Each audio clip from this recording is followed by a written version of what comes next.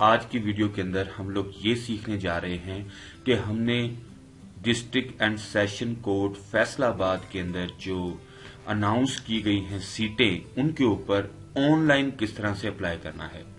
दोस्तों, ये पहली दफा हुआ है अदालती कार्रवाई की तारीख के अंदर कि पहली दफा तारीख के अंदर अदालत ने ऑनलाइन दरखास्तें मतलूब की हैं अपने जो एप्लीकेंट्स हैं उनसे, क्योंकि कोरोना की बढ़ती हुई वारदातों और कोरोना के जो बढ़ते हुए केसेस हैं उनको मलूज़े खातर रखते हुए जो है अदालत ने वो फैसला किया कि वो अपनी एक ऑफिशियल वेबसाइट बनाएगी जिसके अंदर कैंडिडेट जो है वो ऑनलाइन अप्लाई करेगा अपनी किसी भी सीट के अंदर। तो जैसा कि आपने पहले भी theITeducation.com के ऊपर जाकर ये देखा होगा कि वहां पर जो district and session courts Faisalabad की जो जॉब्स हैं उनको एडवर्टीजमेंट उनकी की गई थी और उनकी जो है ना वो जॉब्स की डिटेल दी एजुकेशन के ऊपर अवेजा की गई थी। ठीक है जी। अब जो है हम इसके अंदर जो ये theITeducation.com है, आपने अगर किसी भी लेटेस्ट जॉब के अंदर उसका आगे पता करना है तो आप यहां से आकर उसका पता कर सकते हैं। तो दोस्तों, बजाय वक्त जाया किए हम जो है ना स्टार्ट करेंगे कि हमने फैसलाबाद की कोर्ट के अंदर ऑनलाइन किस तरह से अप्लाई करना है। तो सबसे पहले आपने अगर आप एडवर्टीजमेंट देखें तो यहां पर एक और वेबसाइट का पता दिया गया है जिसके ऊपर जाकर आप फैसलाबाद कोर्ट्स के अंदर ऑनलाइन अप्लाई कर सकते हैं। तो जनाब, आपने ये dsfaisalabad.gov.pk खोलना है। तो जैसे ही आप dsfaisalabad.gov.pk खोलेंगे तो आपके सामने एक वेबसाइट खुलेगी और उससे भी पहले आपके सामने एक पॉपअप खुलेगा जिसके अंदर इंस्ट्रक्शंस ऑनलाइन दरखास्त की दी गई हैं। ठीक है जी। अब देखिए, इन इंस्ट्रक्शंस के मुताबिक पहली इंस्ट्रक्शन जो है वो ये है कि कोविड-19 के मुताबिक सूरत को पेश नजर रखते हुए दरखास्तें सिर्फ बजरिया वेबसाइट dsjfaisalabad.gov.pk पर मौका 22/3/2021 से 6/4/2021 तक ऑनलाइन जमा करवाई जा सकेंगी। बरोए हुक्म फाजिल अदालत आलिया लाहौर असिस्टेंट लाइब्रेरियन जिला लिया से ट्रांसफर होकर आ चुका है, लिहाजा असिस्टेंट लाइब्रेरियन BS 16 की असामी के लिए दरखास्तें वसूल ना की जाएंगी। मींस के इसकी जो BS 16 की एक सीट थी यहां पर, वो जो असिस्टेंट लाइब्रेरियन है वो जिला लिया से ट्रांसफर होकर जिला फैसलाबाद में आ चुका है। सो लिहाजा अब असिस्टेंट लाइब्रेरियन की दरखास्तें यहां पर वसूल नहीं की जाएंगी। दरखास्त दहिंदा ऑनलाइन फॉर्म पर अपने तमाम कवायफ का दुरुस्त अंदराज यकीनी बनाए। एक मरतबा दरखास्त जमा होने के बाद कोई रद्दबदल ना हो सकेगी। तो आपने एक इंतहाई एहतियात के साथ इस जो एप्लीकेशन है इसको आपने सबमिट करवाना है। इसके अंदर तमाम अपने कवायफ दुरुस्त लिखने हैं, क्योंकि अगर ये एक दफा सबमिट हो जाती है तो उसके बाद ये दोबारा सबमिट नहीं होगी। उम्मीदवार ऑनलाइन फॉर्म पर कवायफ का अंदराज करते हुए कोई भी खाना कॉलम खाली ना छोड़े और नील वगैरह ना लिखे। एक असामी के लिए सिर्फ एक ही मरतबा दरखास्त अप्लाई करने की सहूलत मुयसर होगी। उम्मीदवार अपनी हालिया पासपोर्ट साइज कलर तस्वीर JPG फॉर्मेट में स्कैन करके फॉर्म पर अपलोड करे। तस्वीर का साइज जो है वो 50 KB होगा।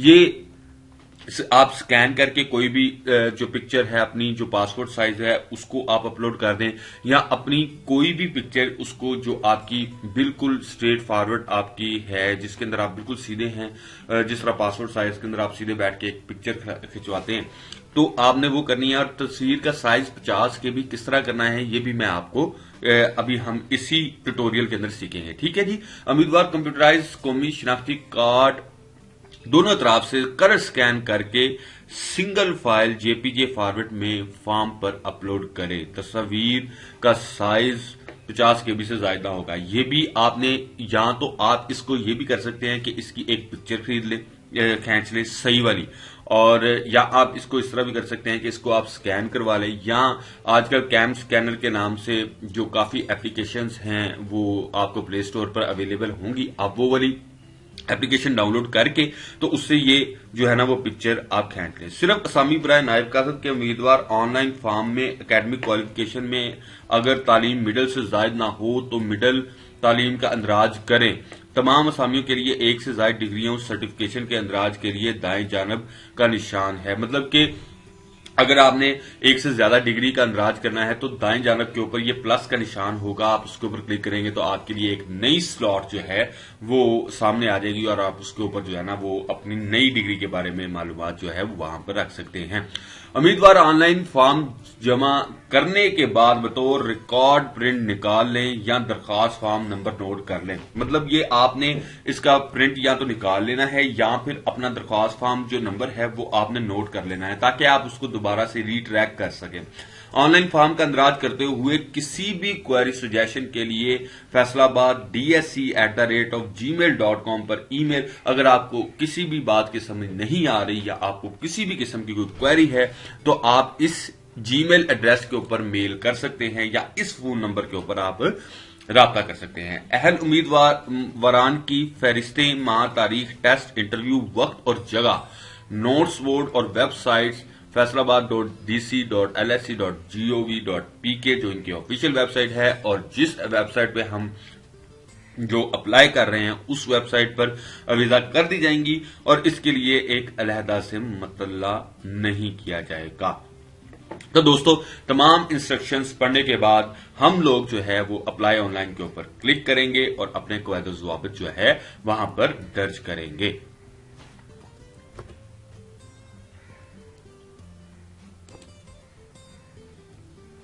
तो दोस्तों, सबसे पहले हम चूज फाइल के ऊपर क्लिक करेंगे और अपनी पिक्चर को सिलेक्ट करेंगे। ठीक है जी। अब जिस तरह मैं यहां पर अपनी पिक्चर को जाकर सिलेक्ट करता हूं कि ये वाली मैं पिक्चर जो है ना वो अपलोड कर देता हूं। तो देखें, अब ये जो मेरी पिक्चर है ये ये 50 KB से छोटी है, इसलिए यहां पर अपलोड हो चुकी है। ठीक है जी। अब इसी तरह ही मैं अगर अपनी CNIC की पिक्चर जो है ना वो अपलोड करना चाहूंगा तो मैं वो भी यहां से इसी तरह ही चूज करके अपलोड करूंगा। लेकिन उससे पहले सबसे पहले हम एक बात जो है ना वो जान लें कि हमने अगर हमारी इमेज का जो साइज है वो लो करना है, मतलब कि काफी जो दोस्त हैं उनकी जो इमेज साइज है वो ज्यादा होगा क्योंकि वो उन्होंने जो पिक्चर्स हैं वो या तो डाउनलोड किए होंगे या तो खुद बनाई होंगी। तो जो भी पिक्चर खुद बनाते हैं तो उसका साइज कम अज कम जो है ना वो 50 KB से ऊपर ही होता है। तो आपने अपने इमेज का साइज रिड्यूस करके उसको 50 KB तक किस तरह से लेकर आना है, तो आप उसके लिए सबसे पहले क्या करेंगे, गूगल के ऊपर जाएंगे, वहां पर आकर इमेज रीसाइजर लिखेंगे। ठीक है। जैसे ही आप इमेज रीसाइजर लिखेंगे तो काफी लिंक्स आपके सामने यहां पर आगे खुल जाएंगे। तो आप किसी एक लिंक के ऊपर क्लिक करेंगे। ठीक है। तो आप उस वेबसाइट के ऊपर जो है वहां पर चले जाएंगे। ठीक है जी। अब यहां पे देखें जी, वो कहता है कि ड्रैग और सिलेक्ट योर इमेज, यहां से आप अपनी इमेज जो है वो सिलेक्ट करेंगे। ठीक है जी। अब मैं यहां पर अपनी कोई भी इमेज यहां से सिलेक्ट कर लेता हूं। डेस्कटॉप के ऊपर आता हूं मैं और यहां पर मैं अपनी जनाब ये कोई ना कोई जो है ना यहां से, असल में हमने यहां पर लेनी है कोई हैवी वाली जो है ना वो फाइल। अब ये देखिए, ये 264 KB की है। ठीक है। अब हमने इस फाइल को रिड्यूस करना है। ठीक है जी। अब यहां पर हम जब नीचे आएंगे तो यहां पर हमने इसकी जो क्वालिटी है उसको हमने कर देना है जनाब 40%। और इसका जो बैकग्राउंड कलर है अगर आपने चेंज करना है व्हाइट है या ब्लैक तो आप वो भी कर सकते हैं। ठीक है जी। अब यहां पर आपने उसका परसेंटेज और ये पिक्सेल्स हैं। ठीक है। अगर आप वो भी इसके चेंज करना चाहते हैं तो आप यहां से वो भी कर सकते हैं। ठीक है जी। जैसे ही आप इस साइज के बटन के ऊपर क्लिक करेंगे तो ये फोटो आपकी इमेज आपका जनरेट होना शुरू हो जाएगा। और ये देखें, अब जब आप इसको डाउनलोड करेंगे तो ये इमेज आपका सारा 23 KB का रह चुका है। ठीक है। तो आप इसको क्या करेंगे जी, डाउनलोड कर लेंगे। जैसे ही आप इस इमेज को डाउनलोड करेंगे तो ये इमेज आपका वहां पर भी अपलोड हो जाएगा। ठीक है जी। ये था इमेज को रीसाइज करने का तरीका। अब बात रहती है कि आपने अपने ID कार्ड की फ्रंट और बैक किस तरह से एक जगह के ऊपर लेकर आनी है। तो दोस्तों, ये भी तरीका इंतहाई आसान है कि आपने क्या करना है, आपने जस्ट अपने कंप्यूटर के अंदर या पावर पॉइंट या पेंट, आप कोई भी चीज यहां पर खोल सकते हैं।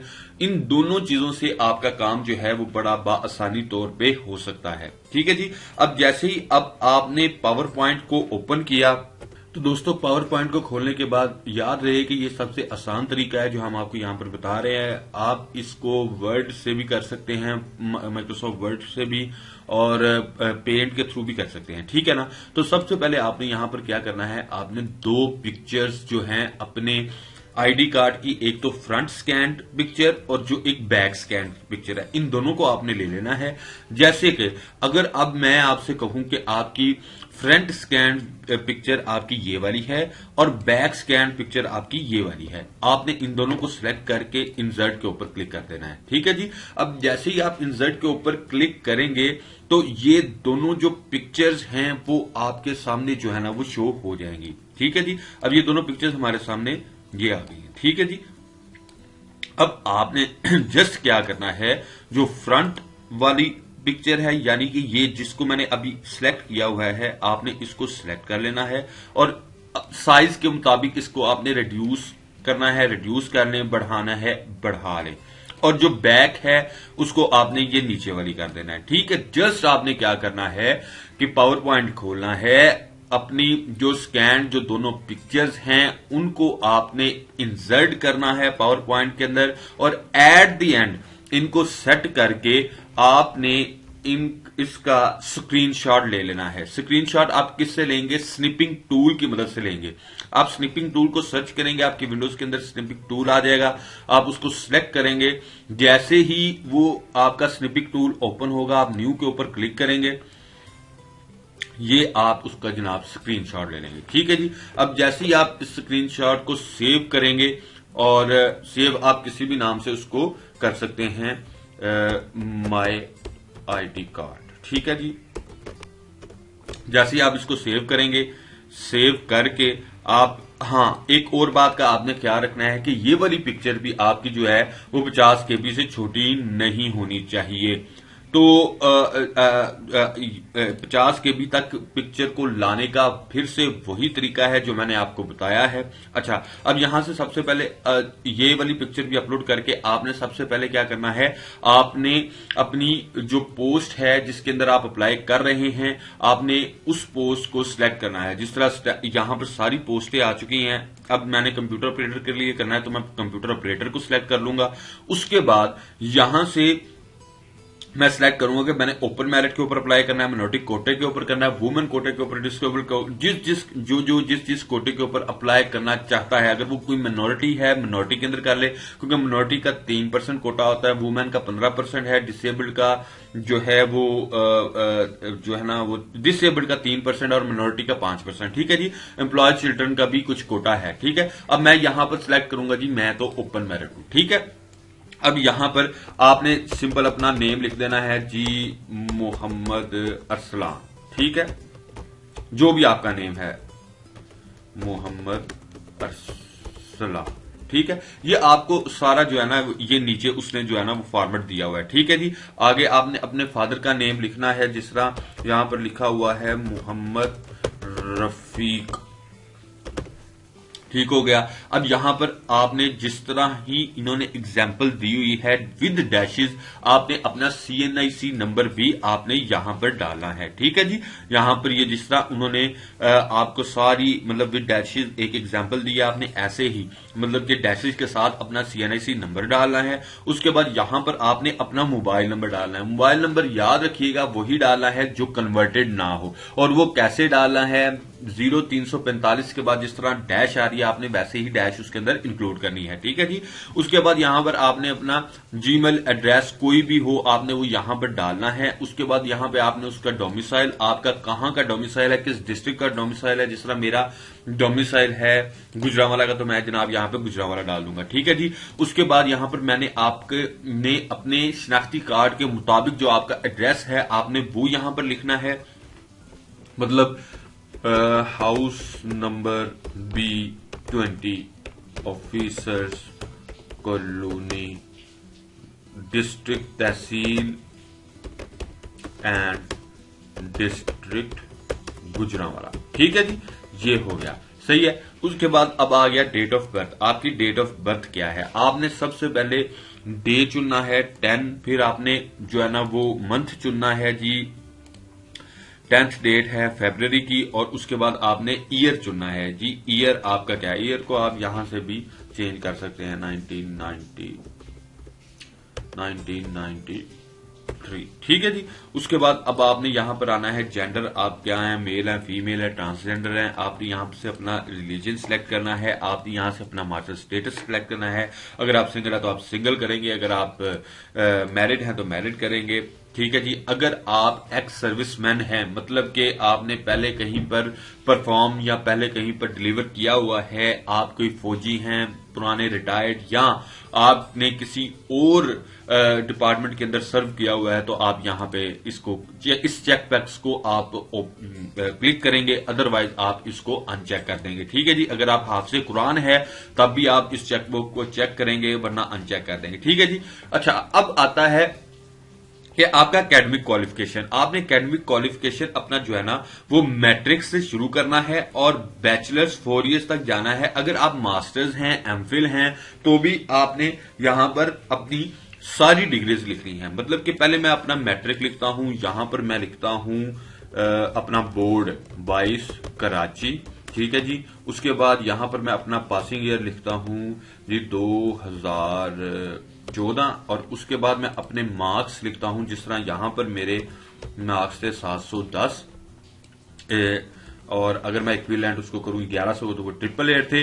यहां पर मैंने टोटल मार्क्स लिखने हैं, और उसके बाद यहां पर मैंने अपनी डिवीजन लिखनी है। अगर आपके 60% से ज्यादा हैं तो आपकी फर्स्ट डिवीजन है, और उसके बाद आपने अगर अपनी नेक्स्ट क्वालिफिकेशन को ऐड करना है तो आपने इस प्लस के साइन के ऊपर क्लिक करना है, ठीक है जी। जब आप उस प्लस के साइन के ऊपर क्लिक करेंगे तो एक नया जो है ना वो सिलेक्शन विंडो आपके सामने आ जाएगी। अच्छा, अब यहां पर आपने इंटर की लिखनी है, और इसी तरह ही आपने बोर्ड लिखना है, पासिंग ईयर लिखना है, ऑब्टेन मार्क्स लिखने हैं, टोटल मार्क्स, डिवीजन। और जब आप ये कंप्लीट करेंगे तो ऐसे ही आपने प्लस के साइन के ऊपर क्लिक करना है, और एक और जिसके अंदर आपने बैचलर्स 4 इयर्स की अपनी क्वालिफिकेशन यहां पर देनी है।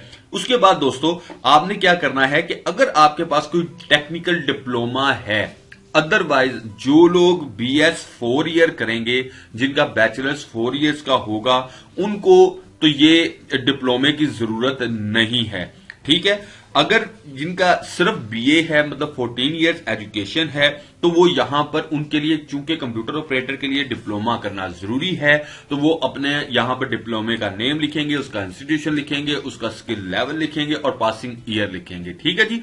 अब यहां पर आपने एक और चीज लिखना है कि जी आप एम्प्लॉयमेंट हिस्ट्री, मतलब ऊपर जो आपने चेक किया था कि अगर आप सर्विस, आपने कोई सर्विस की हुई है पहले, लेकिन यहां पर यह है कि अगर आप अभी कंटिन्यूअसली अभी सर्व कर रहे हैं, मतलब कि प्रेजेंट तौर पे आप अभी सर्व कर रहे हैं, तो आप उसका सबसे पहले क्या करेंगे, आपने डिपार्टमेंट से उसका NOC लेना है, ठीक है जी। NOC लेके उसके बाद आपने यहां पे थ्रू प्रॉपर चैनल के ऊपर चेक कर देना है। उसके बाद डिपार्टमेंट नेम आपने बताना है कि मैं किस डिपार्टमेंट में हूं।